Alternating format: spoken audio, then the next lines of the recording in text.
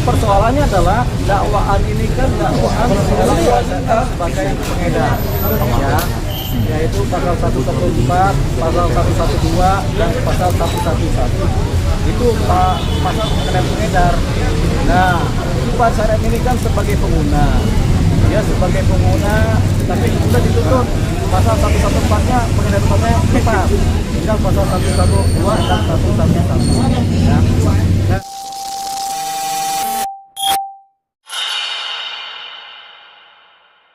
Sidang lanjutan perkara narkotika dengan terdakwa Farid R.E. memanas setelah kuasa hukumnya, Deoli Payumara, melontarkan kritik tajam terhadap tuntutan jaksa penuntut umum yang menuntut 6 tahun penjara. Sidang digelar pada Senin, 4 Agustus 2025, di Pengadilan Negeri Jakarta.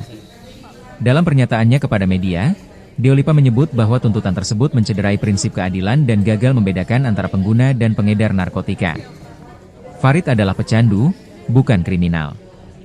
Dia butuh pemulihan, bukan kurungan. Penjara tidak menyembuhkan, justru memperburuk ketergantungan dan menghancurkan masa depan, tegas Deolipa di luar ruang sidang. Pengguna harus dipulihkan, bukan dihukum. Menurut Deolipa, tuntutan 6 tahun penjara tidak sejalan dengan paradigma rehabilitatif yang seharusnya diterapkan kepada pengguna narkoba. Ia mengutip sejumlah panduan kebijakan dari Badan Narkotika Nasional, BNN, dan lembaga rehabilitasi, yang secara eksplisit menyebut bahwa pengguna adalah korban penyalahgunaan zat yang harus diselamatkan melalui proses medis dan psikososial, bukan pemenjaraan. Rehabilitasi adalah jalan penyembuhan. Kalau negara masih terus menghukum pengguna seperti penjahat, maka kita gagal dalam perang melawan narkoba, ujar Deolipa. Ia menambahkan bahwa pendekatan represif telah terbukti tidak efektif, dan justru memperparah angka kecanduan serta overkapasitas lembaga pemasyarakatan. Pleidauk surat untuk Presiden, desakan abolisi bagi pecandu. Deolipa menyatakan bahwa tim kuasa hukum tengah menyiapkan pleidauk atau nota pembelaan yang akan dibacakan dalam sidang berikutnya. Selain itu, mereka juga tengah merancang surat terbuka kepada Presiden RI yang isinya meminta agar pengguna narkoba dipertimbangkan untuk memperoleh abolisi atau amnesti, sebagaimana pernah diberikan kepada sejumlah koruptor dan pelaku pelanggaran HAM. Jika koruptor bisa mendapat pengampunan, mengapa tidak bagi pecandu yang ingin pulih dan hidup normal kembali? Negara harus punya hati, ujar Deolipa dengan nada geram. Harapan ke hakim, putusan yang manusiawi. Deolipa berharap majelis hakim akan menjatuhkan vonis yang lebih berorientasi pada keadilan restoratif dan keselamatan warga negara.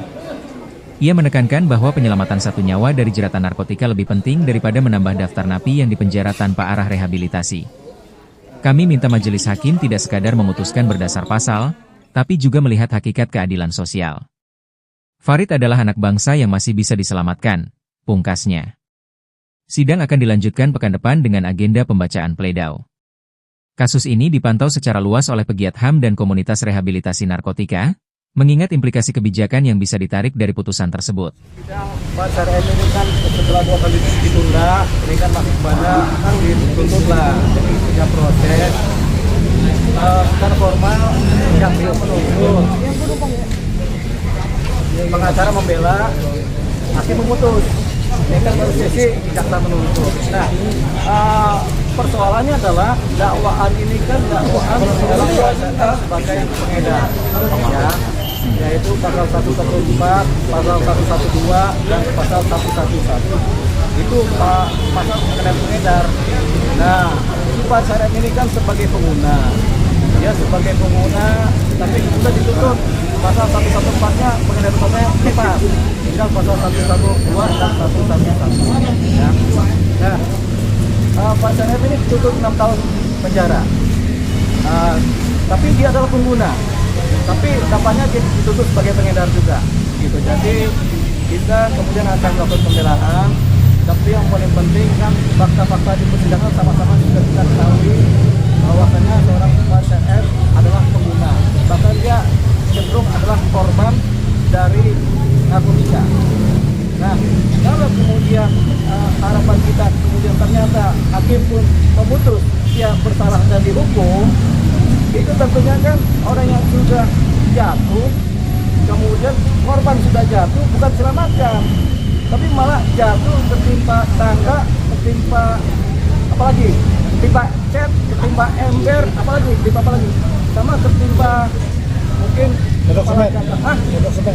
Nah itu banyak timpanya. Jadi ini akhirnya kan kita nggak dalam posisi melakukan penyelamatan terhadap korban yang dari narkotika ini.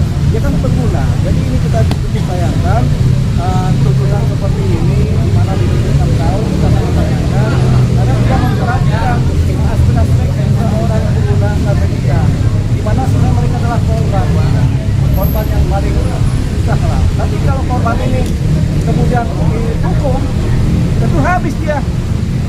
Masa dia pulihnya tuh nggak ada lagi. Sudah dituntut 6 tahun. Kalau dia tuntut hukuman sudah 6 tahun, dia habis posisi dia. Jadi kita tidak menyelamatkan seorang pengguna, malah kita menghancurkan. Ini yang kita sayangkan. Seorang pengguna narkoba berat yang tidak kecanduan kemudian harus kemudian dihukum yang berat juga. Artinya kan kita tidak menyelamatkan jiwanya, tidak menyelamatkan fisiknya, tapi kita membiarkan dia belangsak. Tahu belangsak? Nah, belangsak itu di bawahnya kerupuk, gitu ya. Hancur-hancurnya. Jadi gitu. Jadi kita akhirnya kita harus menyelamatkan dia. Jadi kami sebagai pembela akan melakukan pledoi tentunya dengan hati nurani. Apalagi pihak BNN, kepala BNN sudah menyatakan pengguna itu korban, jangan dihukum. Tapi ini kan masih tetap dituntut, ya kan? Mungkin hanya karena mematuhi prosedur dakwaan yang sudah telanjur diadakan, yaitu pasal ini di mana dia adalah pengedar dan dipaksakan, sudah nggak apa-apa. Namanya juga jaksa penuntut. Gitu. Sebenarnya ada posisi jaksa bisa menuntut lepas juga, atau menuntut rehabilitasi juga, ada posisi, tapi tidak digunakan oleh pihak jaksa. Tapi mereka tetap menuntut 6 tahun masa penjara. Ini yang kami sesalkan. Sebagai pembela, sebagai negara kami sesalkan ini, karena kami punya roh yang sama dengan kepala BNN dengan BNN bahwasanya pengguna adalah korban. Pengguna adalah korban. Jangan kemudian dihancurkan kehidupannya dengan tambahan hukuman. Nggak ada efek jerak kalau pengguna, karena pengguna itu kecanduan, harus direhabilitasi, bukan dihukum. Dihukum itu nggak akan ada efek jerak, dia akan tetap kecanduan terus. Tapi kalau dia direhabilitasi, dia akan pulih dari kecanduan tadi dan dia bisa selamat. Ini yang tidak diperhitungkan. Makanya secara malam ini kita harap mungkin ada perubahan tentang instalasi hukuman dan penuntutan terhadap pengguna narkotika. Jangan seperti ini. Nah, nggak apa-apa, ini diedarkan supaya nanti kita sinergi dengan BNN. Karena apa yang jadi roh dari ucapan BNN kita pakai sebagai bagian dari hal yang sama. Tadi yang kemudian kami sebagai pandara menyesalkan seorang pengguna adalah korban yang harus diselamatkan juga dihukum. Dengan cara membela, kita masih mengharapkan dari putusan hakim yang seadil-adilnya, di mana hakim juga bersinergi dengan institusi lain, di mana dia akan memutuskan bebas. Mungkin kan dia sudah menjalani masa tahanan, tapi ada mekanisme di mana menyelamatkan seorang pengguna yang menjadi korban narkotika. Jangan kemudian menghancurkan. Ini kan tidak selamanya hukuman itu menyelamatkan. Hukuman itu seringkali menghancurkan, bukan menjadi orang menjadi baik, tapi malah menghancurkan orang. Gitu. Makanya kita kemudian mencoba menyadarkan ini masa depan teman-teman jaksa supaya lebih mengerti lah, jangan mengikuti prosedur konvensional yang mungkin sekarang sudah berubah pola-polanya. Kan kita mengikuti juga pola-pola zaman di mana pandangan berubah. Yang tadinya pengguna adalah bisa dihukum kemudian di penjara, sekarang pengguna kan harus bermaja. Tapi ini jaksa masih menghukum, menuntut hukuman kan. Ini rasanya ini harus kita benahi di pihak kejaksaan dalam proses mereka menuntut. Tapi kalau ada buat saya dia kita adakan pledoi. Jadi pledoi pertama dari pihak Partai sendiri sebagai pribadi, baik kemudian pledoi dari pihak tapi kebetulan sudah kita. Tadi maksudnya sempat menyayangkan atau kemarin sempat kecewa. Ya, dari awal kita sudah menyayangkan, apalagi soal menyayangkan, tapi kan dia dari awal sudah pasrah bongkokan ya. Dari awal dia sudah mati untuk dan pasrah terhadap. Tapi kan kita tidak melihat dari sisi dia.